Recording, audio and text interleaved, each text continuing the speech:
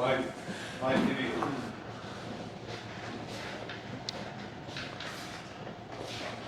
Okay, today is Rosh Chodesh Av. We have 1 week till Tisha B'Av, and I'd like to give a general overview of Tisha B'Av. It's very hard for us mourning over the Beis HaMikdash. What was the Beis HaMikdash? We have any concept what a Beis HaMikdash is? You go to the Kotel, and it's been 2,000 years. We don't really have any connection to it, so we have to understand what did we lose. In order to do that, I have to give an overview of history. We have to go all the way back to Brias Ha'olam.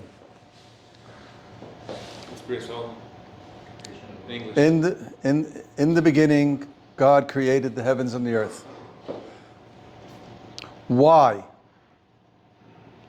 Why did He do that?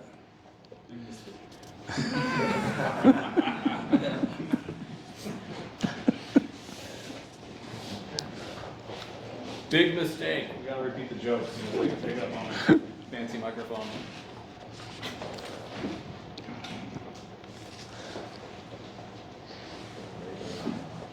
So there's a very the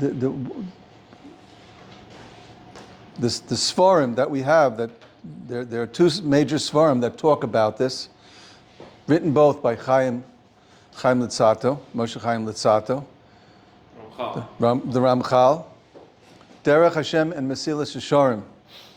They are the basics of Jewish, it's called philosophy. It's not. It's hashkaf. It's understanding of the basics of the foundations of Judaism. How much English do I have to speak here? Yeah, the foundations of Judaism. We call it Yiddishkeit.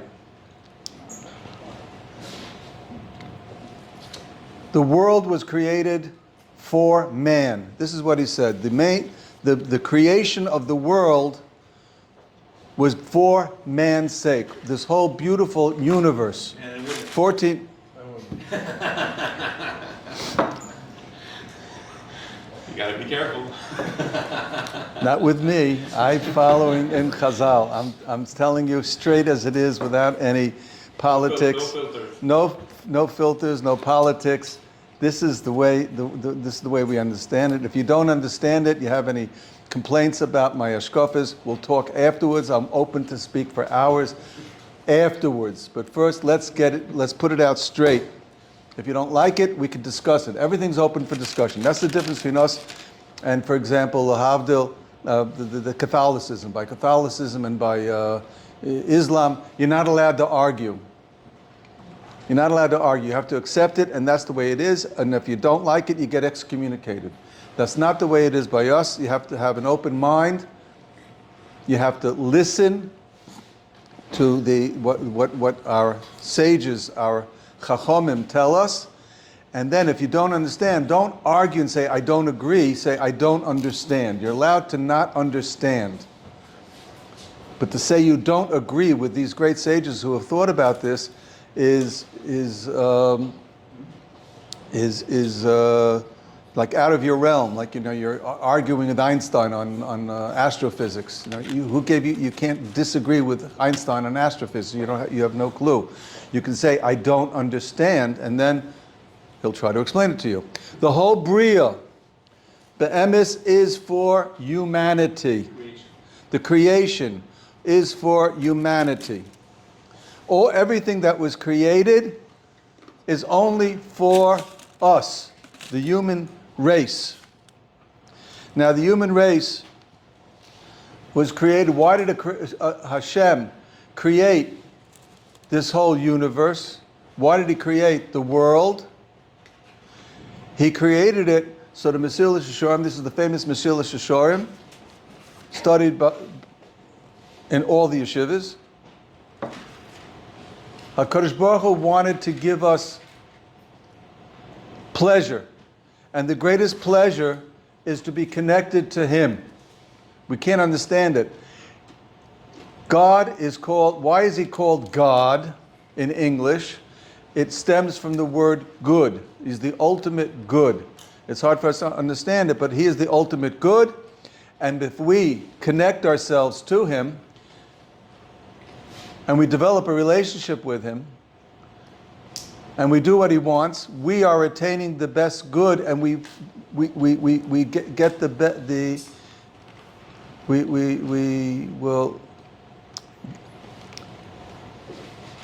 we'll get the most pleasure that's possible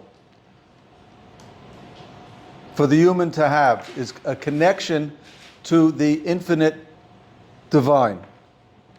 Now, in order to do that, he wanted to give us the ability to win it over ourselves. In other words, that we should gain our Maila. How do you say that? No, the Maila. We have to raise ourselves up to get a perfection. How do we gain a perfection? So we have to work on it. It has to be ours. A person, if he works on something and he gained it through his own efforts, so he feels good about it, he feels it's his. Whereas if it's just given to him as a present and he didn't have to work for it, it's not the same. You don't feel good about what you get. It's like, you're a poor person getting a handout. God did not want us to feel like a poor person getting a handout. He wanted us to feel that we earned our reward in the next world. How does he do that? So if you looked at, there are three creations. In the beginning, God created the heavens and the earth. What's the heavens? So what is the creatures? What are the creatures of the heavens?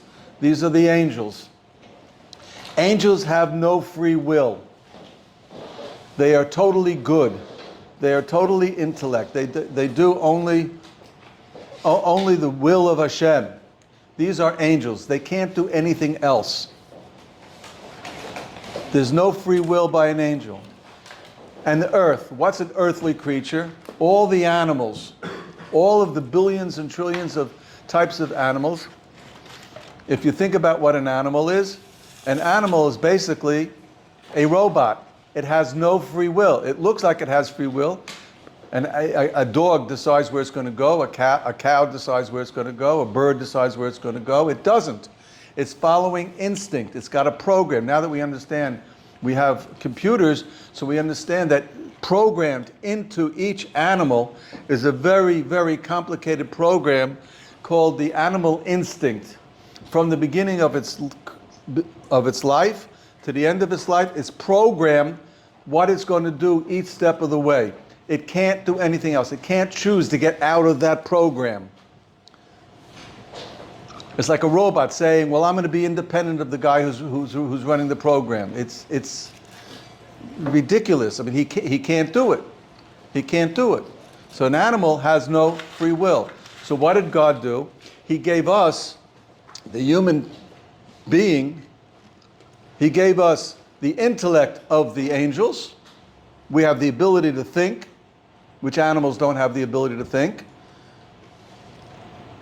And he gave us the animal instinct, the animal body, which is trying to overpower the intellect. And now we're in a constant battle, a friction between these two forces. And Hashem has told Adam HaRishon, now I want you to use your intellect to overpower your animal instincts. That's the battle that man was put into. And it is a battle. It's a war. It's a constant war. You find whatever problems, psychological problems people have, this is basically because of the conflict between his consciousness, his conscience. Person's got a conscience of what's right and what's wrong, and he's got an animal instinct, and there's a conflict between the two. And because of that conflict, he gets into psychological agitation. And if he doesn't learn how to work on it and to control his animal instincts and make himself into a proper human being and work for perfection, he gets can become an animal. As we see much of mankind has become animals. They're intellectual animals. This is the battle that we are put into.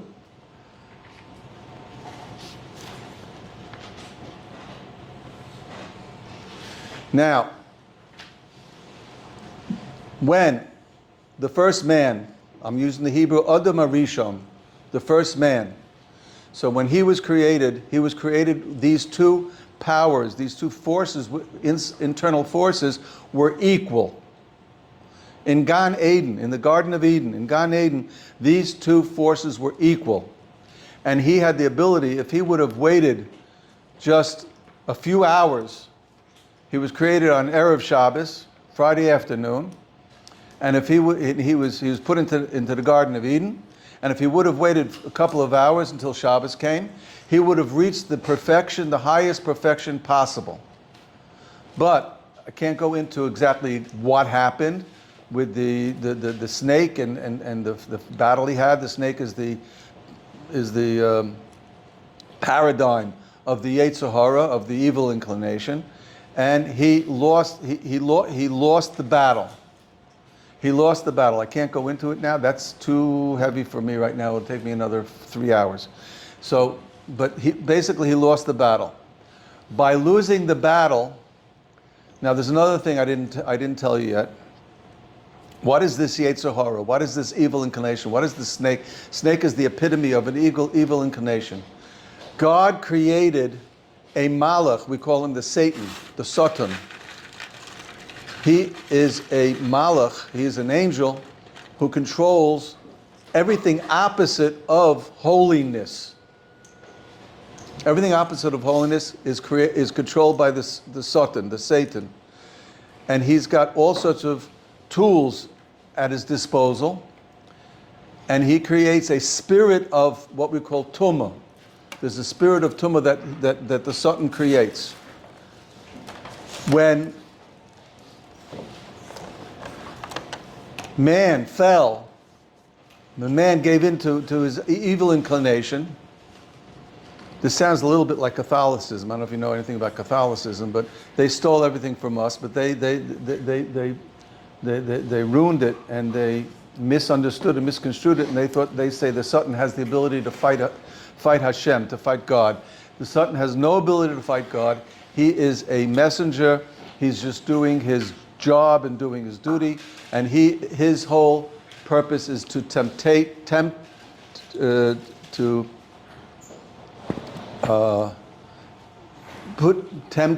put man into temptation, and that's his whole purpose in life. But he is doing a job because he is giving man the ability to have free will.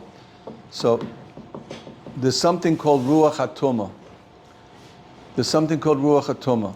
When a person does Aveiros, so a Ruach HaTumah, a spirit of defilement comes over him, and it clouds his ability to think.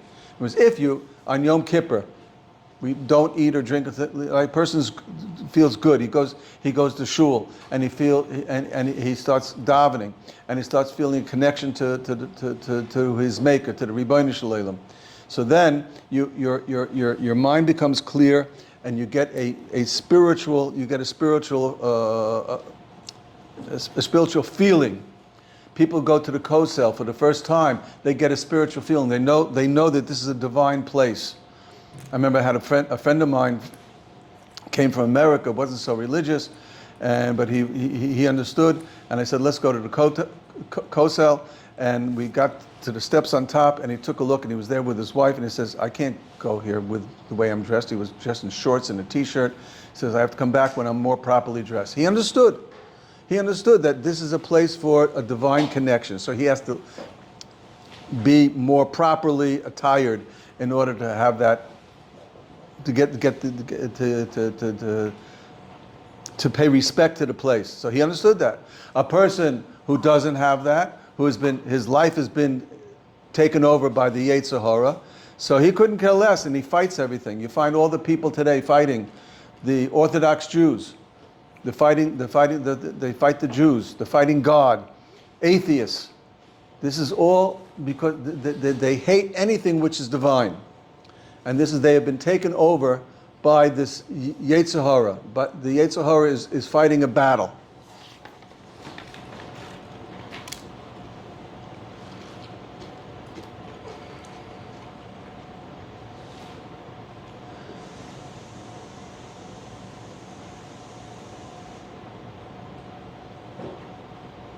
So what's the job of the Jew? The job of the Jews, you have to study Jewish history from Abraham, from Avraham Avinu. I can use the Hebrew word, Avraham. Yeah? Avraham Avinu, our father Avraham. For 20 generations, there was Kodesh Baruch Hu created the world. And then it slid down into, it was depravity. And he had to destroy the world. So then he brought on the flood, Noach. There was a flood, and only Noach and his family were saved, and from them came all of mankind. But it also wasn't enough. They began sinking again, until Abraham came along. That was 20 generations after Adam HaRishon. 20 generations after Adam HaRishon. It's approximately 2,000 years. And Abraham came along, and he discovered Hashem. He discovered a Kodesh Baruch Hu. He used his intellect and he said, this is such a wonderful creation. This is such a wonderful creation. It's not possible that this creation, the universe, came into existence out of nowhere. Or he didn't believe all the idol worship. Everybody was doing idol worshiping. How can a piece of wood or a piece of stone have created all this? There must be a higher divinity. So he used his intellect and he came to the recognition of the existence of God, and he became so refined and elevated, God started talking to him. And God chose him, put him through the 10 tests. That's history. The 10 tests, the 10 nisyonos. And he was successful, taking the challenge.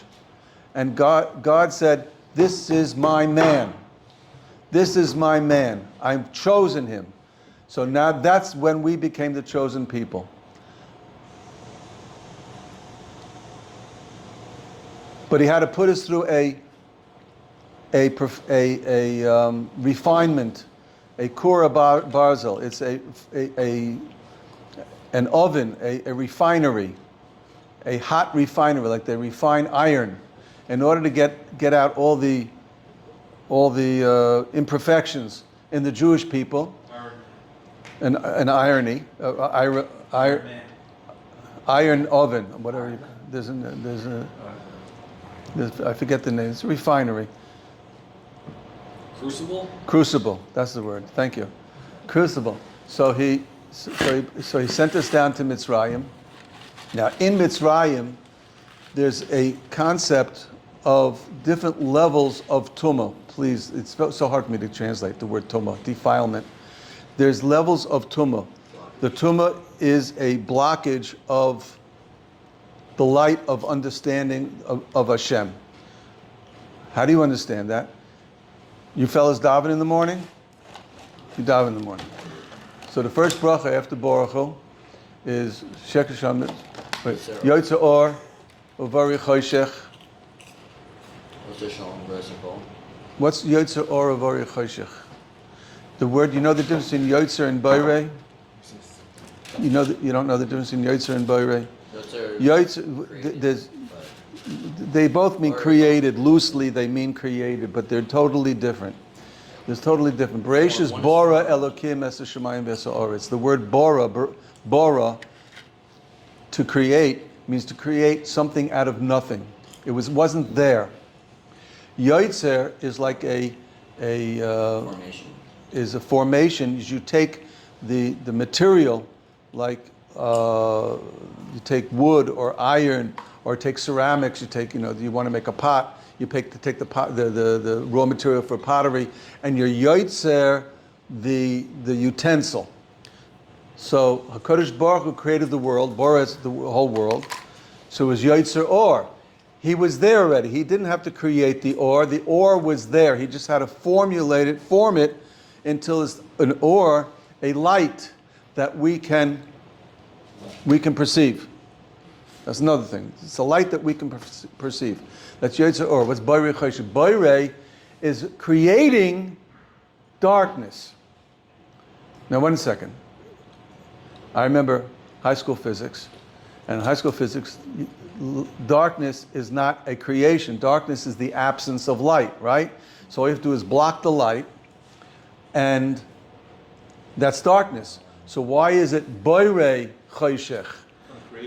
Choshech is not a creation. It's just a block of light. Kadosh Baruch Hu had to create a situation, because the light of a Kadosh Baruch Hu is everywhere. Wherever you look, you see a Kadosh Baruch Hu. The or that we're talking about, Yotzer Or, is the or of the light of a Kadosh Baruch Hu. That wherever you look, you know, you just see you're hit in the face with the reality that this represents a Kadosh Baruch Hu. He had to create a situation, whereas Boirei Choshech, he created a darkness that you can't see him. You can't see the light, which is a special creation. Now, there are different levels of not being able to see the light. As a matter of fact, the Chazal tell us that there are 50 levels of not being able to see the light. One is darker than the other. And the darkest level is the 50th level. It's called Tumah. Tumah is where there's a klipa, a blockage around you. A klipa is a shell around the person, and he can't see the light. He's imprisoned in this shell, in this, and it's like he can't break out of it. There are different levels.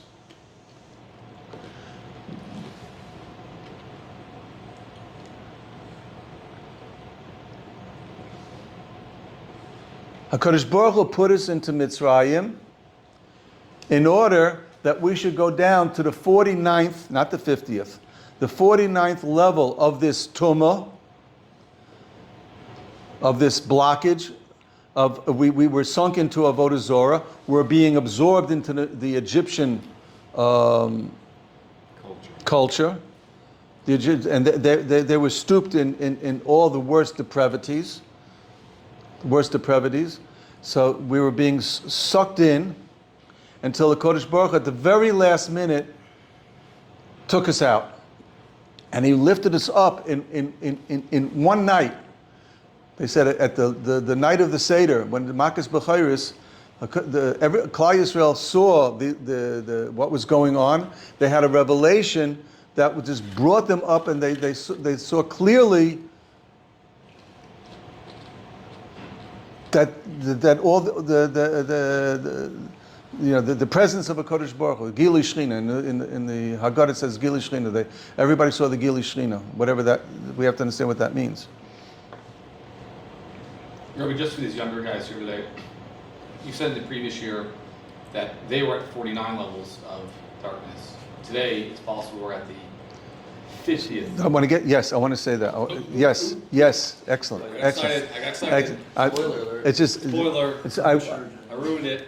No, you didn't ruin I it. get pumped. No. I want to get into it.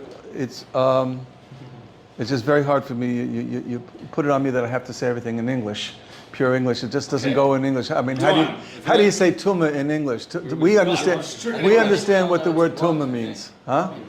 I don't know about the viewers. Blockage, but it's more than just a blockage. It's Impurity. more than just, it's an impurity. It's No word for it in English. there's no word for it. It's Tell you why, English is all too much. Righteous rock. Doesn't exist. That's their.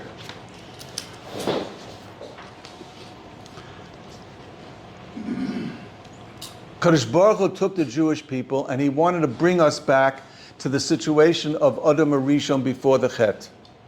And that was going to be at Har Sinai.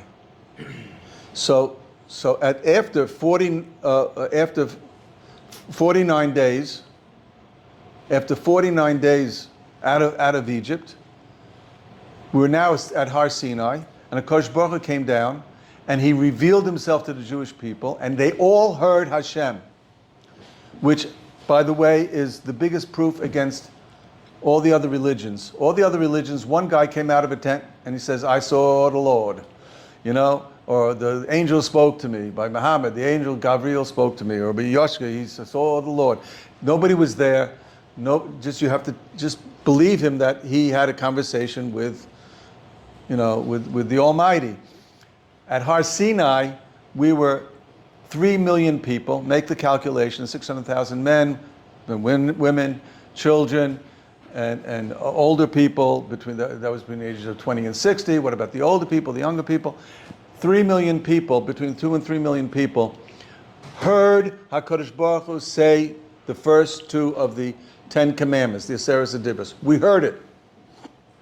Heard Hashem speak. Everybody became a prophet, like that, all of a sudden. It transformed Klal Yisrael into a different people.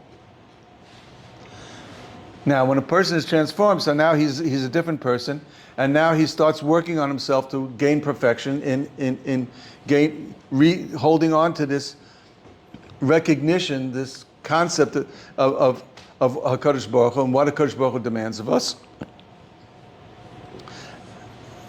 And that revelation was the height, the zenith of Klal Yisrael. And it says that we attained the level of recognition of HaKadosh Baruch Hu, the recognition of God that Adam Rishon had at Har Sinai. The problem is that we lost it. With the golden calf, with the incident of the golden calf, they fell in, and they lost their level, and the tumah fell on them again. Mama surrounded them again, and they fell. They fell. So Kadosh Baruch Hu said, okay, so I'm going to give you Har Sinai. They reached it before At Matan Torah, we reached the level of Adam Rishon before the Chet. the golden calf was before Matan Torah. No, it was after. The golden calf was after Matan Torah. It was after Matan Torah. They got the Torah. Then Moshe went up. Moshe went up, and then he came down. He saw the golden calf. He went up to bring it down. But at Har Sinai, when they heard the Aseret Adibros, they gained. It says Parcha Nishmason. Says their souls left them. They got a new neshama, and they were pure again. But the Yetzer Hara, as if you reach a height, so your Yetzer Hara has got to also grow. So their Yetzer Hara grew, and they had the Egel Azov, and they fell again. So Kadosh Baruch Hu said, "Okay, I'm going to give you a chance. And you're not on that level anymore, but I'm going to give you a place where you will be on that level, and that's in the Mishkan. V'yoseli Mishkan in Parshas Truma it says V'yoseli Mishkan v'shechanti b'soichom. In the Mishkan, people were able to recognize the Kadosh Baruch Hu like it was before Matan Torah. And that's what we had with the Beis HaMikdash. When Shlomo Melech built the Beis HaMikdash,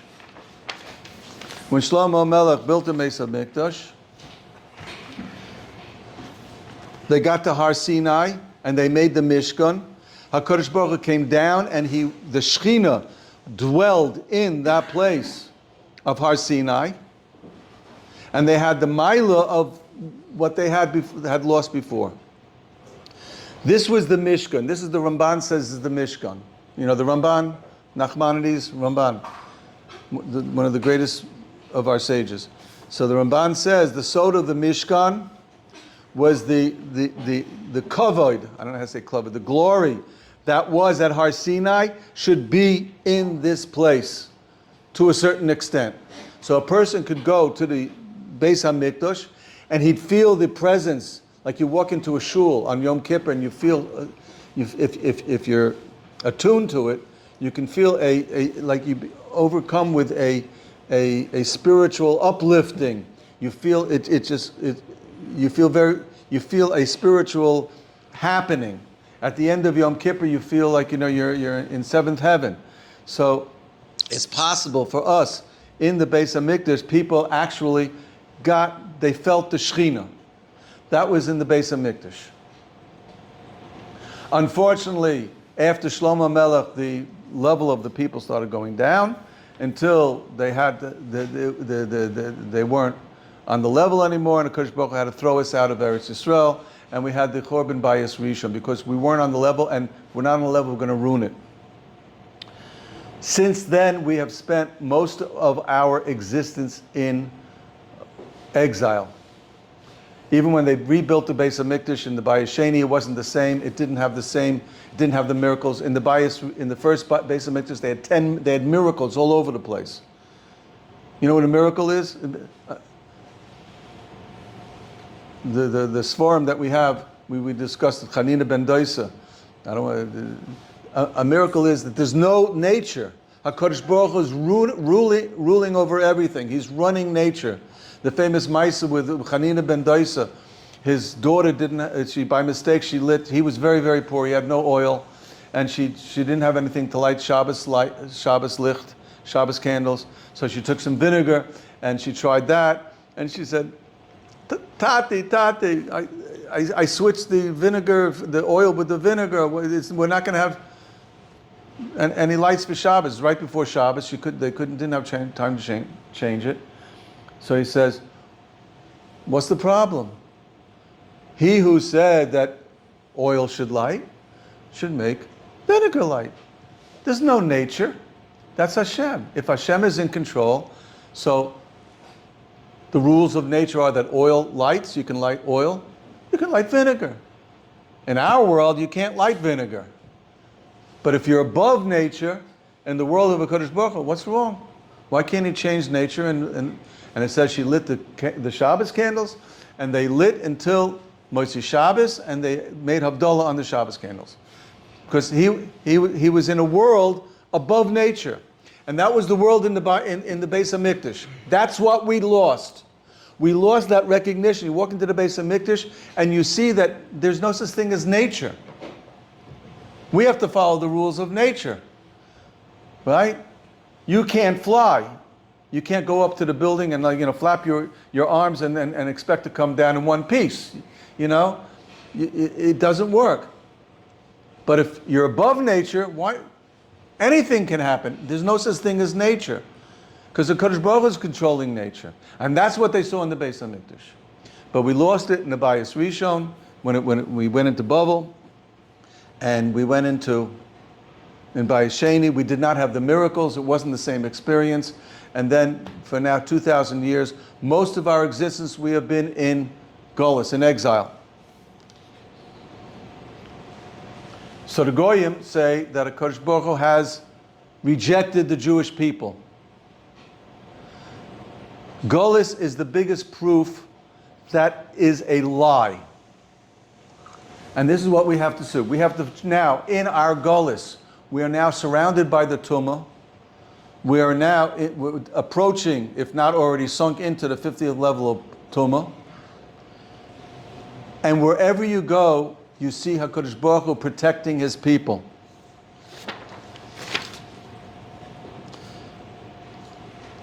The fact, even Mark Twain, all the Goyim, they say the biggest proof that Hashem is running the world is the existence of the Jewish people.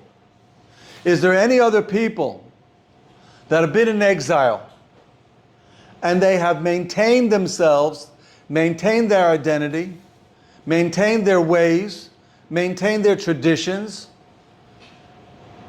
They have been, this is a bigger miracle than Yetzias Mitzrayim, than going out of Egypt. Because HaKadosh Baruch Hu is protecting the Jewish people as a whole. Maybe there are individuals that don't make it, that pass away, that they're successful over. But the Jewish people as a whole. The biggest proof is the Holocaust. Chas v'sholom. We lost 6 million in the Holocaust. Hitler's goal was to destroy the Jews. And Hitler is gone, and we're still here. And if you look back at history, the Babylonians wanted to throw us out and destroy the Jews. Where are the Babylonians today? Where is the Babylonian Empire? You have to take a bulldozer in Iraq and dig down in order to find any remnants of the Babylonian Empire. It's gone. In Bayesheni, in the second base of Mikdash, there was the Greek Empire, and they tried to squelch at time of Hanukkah. They tried to squelch the Jewish nation. Where's the Greek Empire today? Well, you go to Athens. Rabbi, just can I interrupt for a second? When I was in the U.S. Army in Albania, every single Albanian told me that Greek people today are not really Greeks. They're actually That's right. Albanians who we're the repopulated original- it, we're the and they're original. very adamant on The this. original Greeks are gone. Uruguay of war, they're like, That's right. The original. Because what? Where are they gone? They're gone. Every single They're gone from history. Gone. They're gone from history. Whatever the reason is, but they're gone from history. The Romans tried to destroy us. The Roman Empire is gone. It doesn't exist. You could find the Ark of Titus. Even the people in Italy, they're not Romans. They're Italians, but What do you mean the they're not Romans? What do you mean they're not? The Roman Empire is a culture. It was a philosophy. It was a culture. It was like the American culture. You know, if America was gone, Religion? You're talking about religion? no, it's the mindset, And the religion. mindset, philosophy, everything. The Weltstand, A Roman once. They were the Roman Empire. the whole Roman Roman Empire. Empire. Just It's Italy. split, and then Just Italy. the parts. They're gone. They're gone. People immigrated to different countries. Gone. Whatever. That's why they're gone. Good, but Because we it, beat them. As a unit. but Jews as a nation are still here, and without a country. That's the biggest proof that HaKadosh Baruch Hu is. Look at whenever He saves us. Whenever He saves us, it's the biggest proof. It's the biggest proof. Yeah, but I have a question. Like, the Muslims, the Christians, they also been around for The Christian 2,000 Empire. years, The right? Christian Empire is So they're there's a lot of bankrupt. different, The Christian Empire is bankrupt. They used to run Europe. They're bankrupt. The Pope has no power anymore. He used to have power. They're spiritually bankrupt. Doesn't no, but we're together. Nah, The Catholics are it's disintegrating. Yeah, they used to Christianity rule is Europe, like disintegrating. You know, 1492, There's whatever. there used to be what you know, maybe You're talking about a nation, or you're talking about whatever it is, a philosophy, a religion, whatever it is, it's Ottoman all Empire. disintegrating. There used to be Yoshka created maybe whatever Yoshka created, but there are probably 1,000 variations of Christianity in the world today, and each one hates the other one. Each one says we are the original Christians, and they don't. It's disintegrating. And and religion in America, Bichlal, in general, is disintegrating, right? And there's an onslaught of atheism, which is now the 50th level of Tumah. What is the 50th level of Tumah? It's a battle against God. It's a battle against God. Atheism, not only atheism. Atheism is I hold atheism is the 49th level of Tumah. Why is atheism the 49th level of Tumah? Because in order to be an atheist, you have to have a God that you're fighting. You have to have a God that you don't believe in. That's atheism. I don't believe in God. Who's God? So they have to define what God is, and then they have to say, I don't believe in Him. So that's atheism. But he's at least fighting something. Today is Agnostic. nothing. Not agnostic is a person. Agnostic technically means a person who's confused. He's not sure. Today is nihilism. Nihilism. Nothing. You don't care. You don't care. Nothing. Nothing. Nothing. There is nothing. Is that like TikTok? Nothing has any meaning. Nihilism. Just TikTok, just 5 second, nothing, apathy, my life is worthless. That's what it is today. And not only that, if they were just nihilist, if they were atheists and they say live and let with, I want to do my own thing. It used to be when I grew up, everybody, you do your thing, I do my thing, you have your belief, you have your truth, and I have my truth. There's a lot of different truths, My truth. Climate change, right? So it used to be like, so it was live and let live. Today it's militant. It's militant atheism. You have to believe the way I believe or I'm going to destroy you. The left. That's the leftists. You have to believe my way and I'm going to take over. And look, they want to destroy everything. They want to destroy all modes of decency and human dignity. There's total nihilism. That's 50th level of Tumah. So the Orach Chaim HaKadosh is a very, very holy person who lived about 300 years ago in Morocco, the Orach Chaim HaKadosh. And he says, at the time of Yetzias Mitzrayim, they were not B'nai Torah. They didn't have the Torah yet. They had not received the Torah. So they could only go down to the 49th level of Tumah. If they had stayed one more minute in Egypt, they would have sunk into the 50th level of Tumah. And that is so it's impervious. You can't get out of it. Once it takes over your head, you can't get out of it. It would have been, the Klal Yisrael would have been gone. So he had to take them out at the last minute. He's got a whole, I don't have time to go into it. Addiction. Yeah, no, it's a mindset. It totally overtakes a person. Today, we are in the 50th level of Tumah. Look around you. It's total, they're destroying everything decent. Militant nihilism. Nothing has any meaning anymore. And that's the world we're living in right now. There's no ideological. No, they don't believe in anything. Everything is bankrupt. Any ism that they had capitalism, they had socialism, they had communism, right? Every ism is bankrupt. It's gone. Communism is gone. Socialism is gone. The socialists are gone. They don't believe in anything anymore. Even the democratism, it's gone. They don't believe in I believe in democracy as long as you'll do it my way. That's not democracy. They want to. They're proving the bankruptcy of democracy by all these Hafganas. How you say Hafganas? All the protests, demonstrations, Rabbi, protests. I should get rid of the tattoo I got yesterday at the protest then? The what? I should get rid of the tattoo I got yesterday of democracy. What? Huh? I said I should get rid of the tattoo I got Oh. yesterday. Yeah. Why get rid of it? Who cares? Apple deal.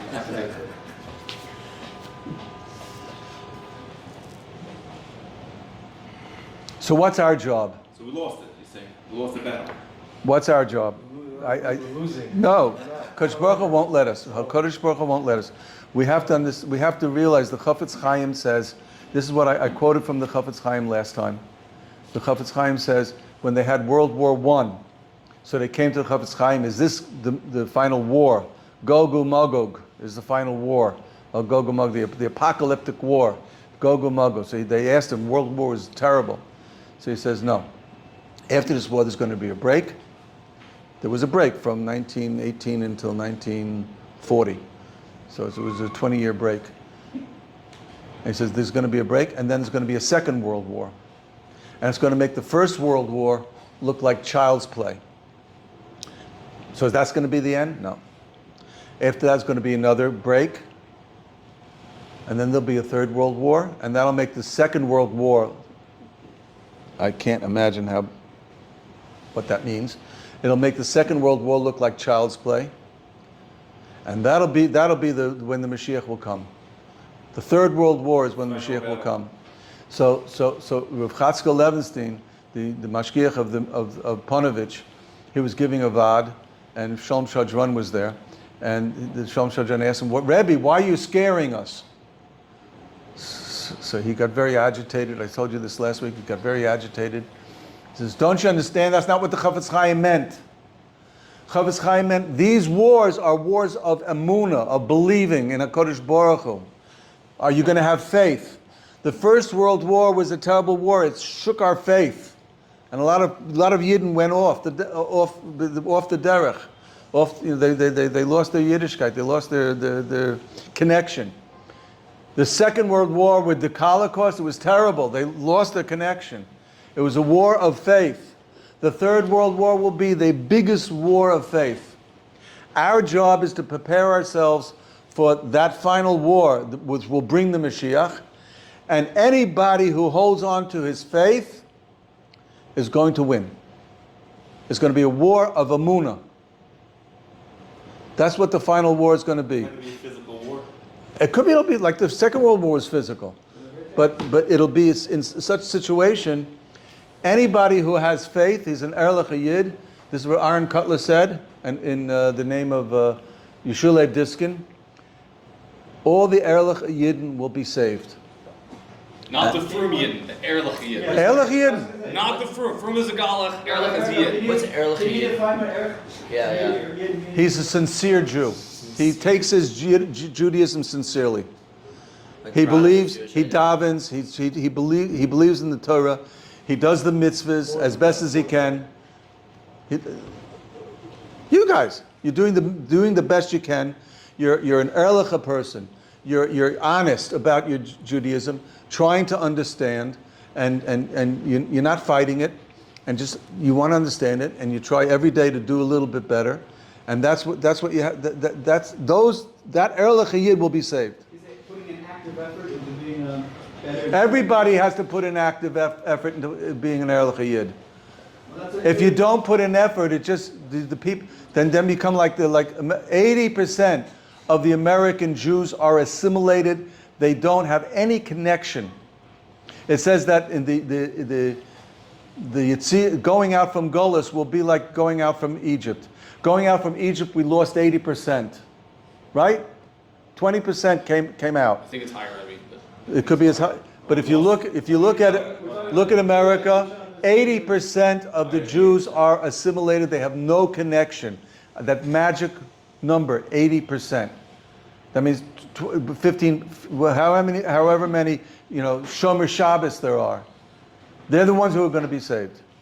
I want to tell you, like you said, it's going to be terrible. It's going to be a terrible experience. A person has to take a terrible experience and uses a munah. I don't believe a Kadosh Baruch Hu is going to let me down.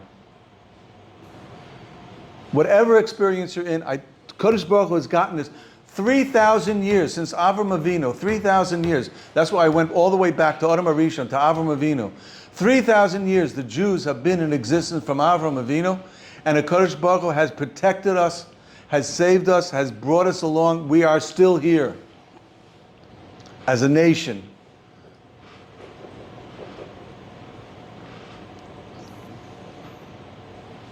There's a Rosh Hashiva in Cleveland, Yisro Brag. So Yisro Brag was sitting in his base medrash one night, from Cleveland, Ohio. So he was sitting in his base medrash one night, and he saw an elderly Jew walking around, just looking around, like obviously a non-committed Jew, as you say, So he said, "How are you? Excuse me, what's your name?" Jack. Jack? Jack? Yeah, Jack. You mean Jack? Yeah, Jack. That's what I meant. You don't look like Jack.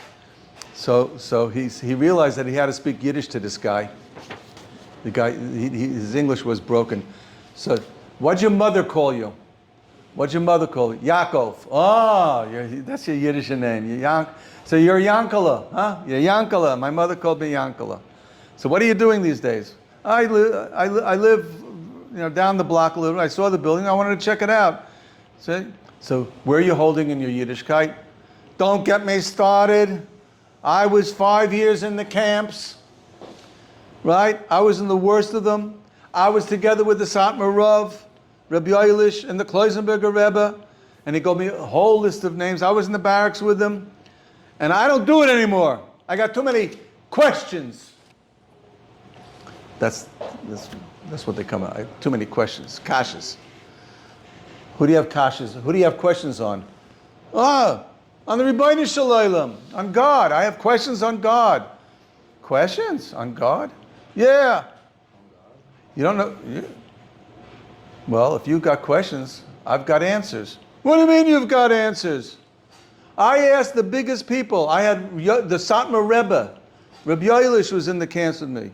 I had the Kloisenberger Rebbe in camps with me. I asked them all the questions and I destroyed them. They didn't have any answers. They didn't have any answers for me. And he started quoting Gemaras and Chazals and Medrash, and this is what they tried to stuff down my throat, and it doesn't mean anything. If that's the case, Gei Gesundheit hate, I don't want an answer. He says, no. He says, I'm going to give you an answer. What do you mean you're going to give me an answer? If you want to hear, I have an answer. But not now. You have to come back tomorrow. I have to skip part of the story. We're running late. Wait, who was this? This was just so Brog, Victor Miller's grandson. Victor Miller's grandson. So he came back the next night and he says, I was blown away. I expected the guy to run away from me, you know? So he says, he came back the next night. We started schmoozing. He says, he came from a family. They knew how to learn. All his brothers were Talmidei Chachamim. His father taught them. They didn't have it was a small village. They didn't have a school, proper school. So the father taught each one of the kids. And all his brothers were already very well versed in Gemara and everything. They had already gotten to Kabbalah. They were starting to learn Kabbalah. And his father says, you're not Kabbalah material. I was the black sheep of the family, he says. I was the black sheep of the family. So he says, Yankel, you know why? He says, all my brothers, my whole family, they went to the gas chambers and only I survived. The whole family went and only I survived. Yankel, you know why you survived? Because you were the black sheep. What do you mean? They went, maybe it took 10 minutes. They got off the train, they went to the left, and they went straight to the gas chambers. And within 10 minutes, they were in Olam Haba. They got their Olam Haba within 10 minutes. How long did it take? They didn't suffer. You suffered 5 years, and you're still suffering. You're not a survivor. You're a sufferer. And look what you gave up anything. Do you have any Yiddish and Nachas from you? Are you married? Yeah. Did you marry Jewish at least? Yeah, he married Jewish. At least he married Jewish. How many children do you have? He's got one son. What does he do? He's a UPI reporter. Yippee hey, UPI reporter. So right, a real Yiddish and Nachas, right? He doesn't even know he's Jewish.